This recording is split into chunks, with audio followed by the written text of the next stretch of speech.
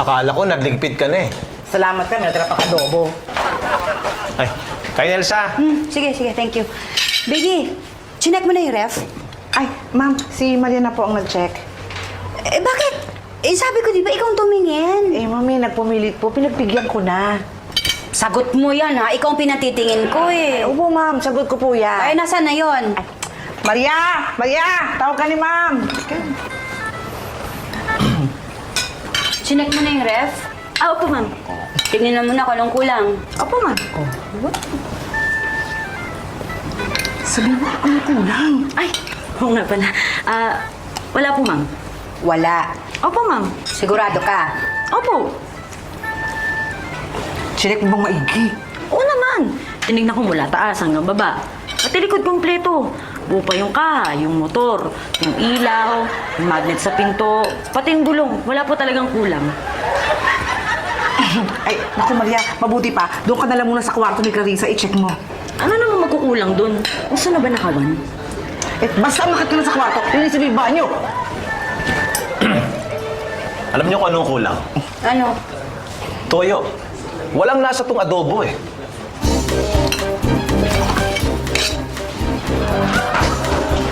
Oh, bakit? Eh, si Mami yung nagluto ng adobo eh. Eh, dapat pala ikaw nagluto eh. Bakit? Ang dami mong toyo eh.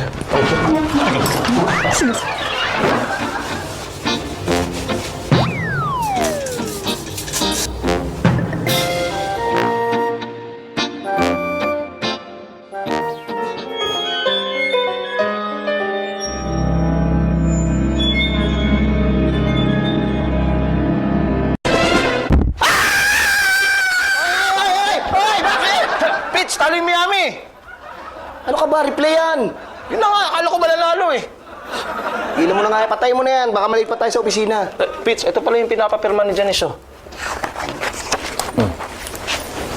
Oh, nandito pa kayo. Hindi, tapusin ko lang to. Paalis na rin kami. Sa lakad nyo. Go grocery. Baby, halika na! Apa, ma'am? Naku, teka. Naiwan ko pa yata wallet ko sa taas. Pakikuha naman, baby. Oo nga, hindi pa ako nabibigyan ng baon. Ay, sir, yung baon niyo po, nilagay ko na sa kotse niyo. Baon na pera ang sinasabi ko, yung pambabayad ko sa tollgate, adobo. Tsaka matabang yung adobo, kulang sa toyo eh. Ayun ka na! Bakit? Wala! Wala po. Kunin mo na, baby, yung wallet. Sige po, ma'am. Maria! Maria! Maria! Sir! Sir, ma'am! Si Maria!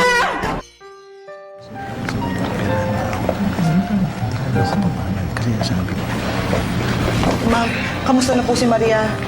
Ay, nagamot na yung sugat sa ulo. Pero wala pa rin siyang malay. Kailan kayo siya magkakamalay, no? Ibig malay ko. Uy. Tingilan nyo na yan. Makausap na namin yung doktor. Hindi pa rin daw nila masasabi. May mga test pa raw na gagawin. Pambihira. May sakit na ngayong tao, magte-test pa? Eh baka mamaya pati tayo pasagutin ng mga yan. Tumahimik ka na nga, ha? Eh, sinasabi ko lang naman, observation na lang. Uy, kaya kayo. Mr. Manoloto? Ay, Gusto po. Ako si Dr. Jeff Reyes. Ako yung neurologist ng Ispagtikan. Dok, kamusta na po si Maria? Stable naman ang condition niya. Kaya lang, kailangan natin sigurado na hindi siya nagkaroon ng brain injury. Ah, Dok, ooperahan po ba siya? Not necessarily. Pero para makasiguro tayo, kailangan niya ng MRI examination. Ano po yung MRI? That stands for yung M, magnetic, yung R, resonance, yung ice imaging. Mukhang masakit yun ah. Bakit naman? Eh pangalan pa lang MRI eh. Mukhang may aray. Hindi naman. It's actually a very painless procedure. Para lang ine-x-ray. Naku, sana walang makita sa ulo ni Maria. malamang wala. Wala namang... And malalaman natin yun soon. So, ipalilipat ko na siya sa MRI. In the meantime po, kailangan yung fill-upan po itong mga kailangan po sagutin yan. Kasi kailangan yan sa tests niya. Okay? Sige, ho. Okay, sige. Yun na nga ba sinasabi ko eh. Ngayon, pati ikaw magte-test. Makaalis na nga, baka madamay pa ako dito.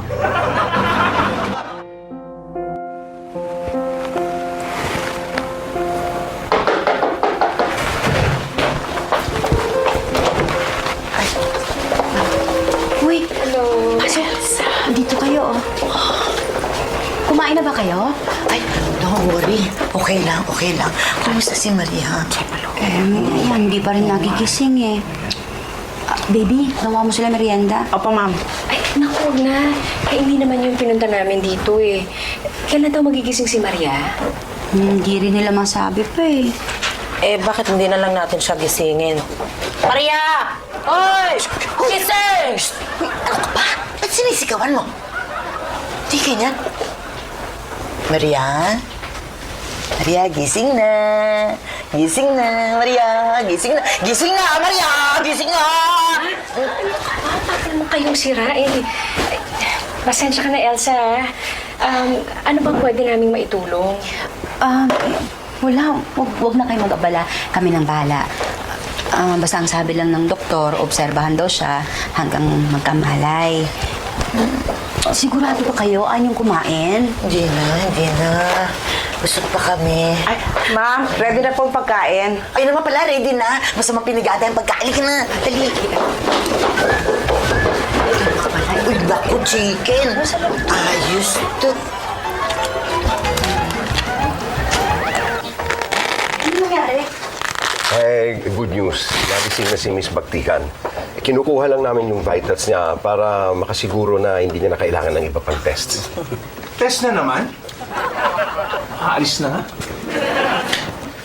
Doc, 120/80. Okay, very good, very good. Sige. Ano, kamusta ka na? Ma'am Elsa, if you mean physically, I believe I'm okay. My blood pressure, my heart rate, and my temperature is normal at the moment. Unless the doctor says otherwise. Nay! Si Ate Maria po ba yan? Hindi kaya napalitan? Oo nga, ang galing mag-Ingles. Parang si Paris Hilton. Dok, ano nangyari dyan? Ba't hindi naman nag-English yan? Well, we're still looking into that, no? Ang kuwan lang naman, bukod sa pagsasalita niya, normal naman ang vitals niya. Ano po kaya ang nangyari sa kanya? Meron kasi mga rare cases, no, na kapag ang isang tao naka-experience ng trauma sa ulo, no, biglang nagiging accidental genius. Sa bagay, mas maganda na yon kaysa magka-amnesia. Naku, parang magdudugo naman mga ilong natin dyan.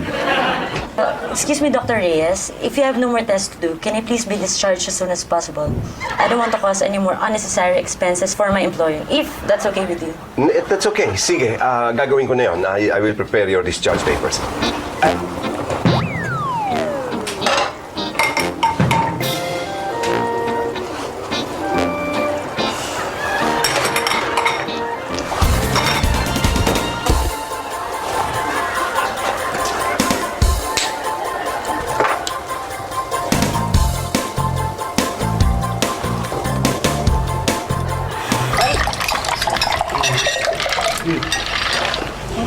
Ikaw na.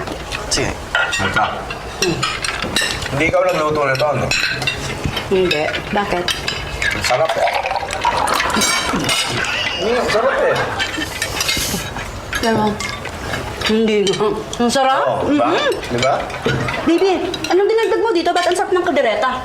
Ay, ma'am, hindi po ako nagluto niyan. Si Maria po. Ano? Si Maria? Prito lang alam nun eh. Paano kapag luto ng kaldereta? Eh, oo nga po, ma'am eh. Kahit nga ako nabigla eh. Lumabas na ako para bumili ng liver spread. Pagdating ko, luto na. Wala pang liver spread to. Ganito na kasarap. Oo nga po, ma'am eh. Kahit ako, hindi ko alam kung paano niya ginawa yan. Tsaka na, alam mo kanina, si Ate Maria yung nagturo sa akin ng homework ko. No homework, English? Hindi tay, math, advanced algebra, saka trigonometry. Ano nangyari kay Maria? Ay, hindi lang English, pati math. Hindi lang yun, pati pagluluto. Sana marunong gumawa ng cake si Ate Maria. Choco hazelnut cream cheese with crunchy manang for dessert. Who's hungry?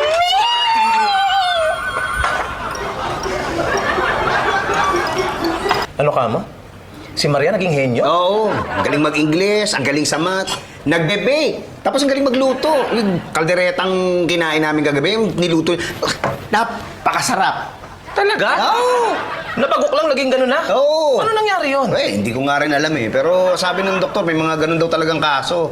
Bihira lang, pero nangyayari talaga. Parang imposible naman yata yan. Teka, Pits. May natira pa bang kaldereta eh? Patikim naman, oh. Sabi ko na yun, iniisip mo eh. Teka. Maria! Maria! Yes, sir. Oh, hi, Patrick. I was kind of expecting you. Ano raw, may natira ka pa ba nung kaldereta kagabi? Gusto raw matikman ito eh. Oh, I'm so sorry, sir. Ma'am Elsa liked it so much. She finished all of it last night. But hey, Patrick, I made something for you. Really? Wait here. Oh, ano to? Baka dumugo ilong mo eh. Tama.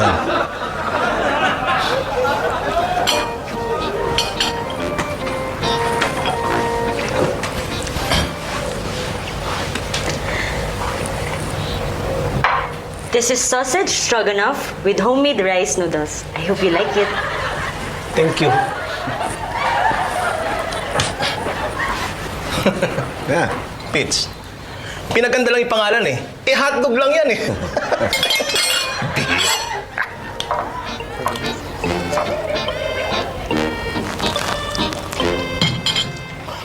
Oh my God!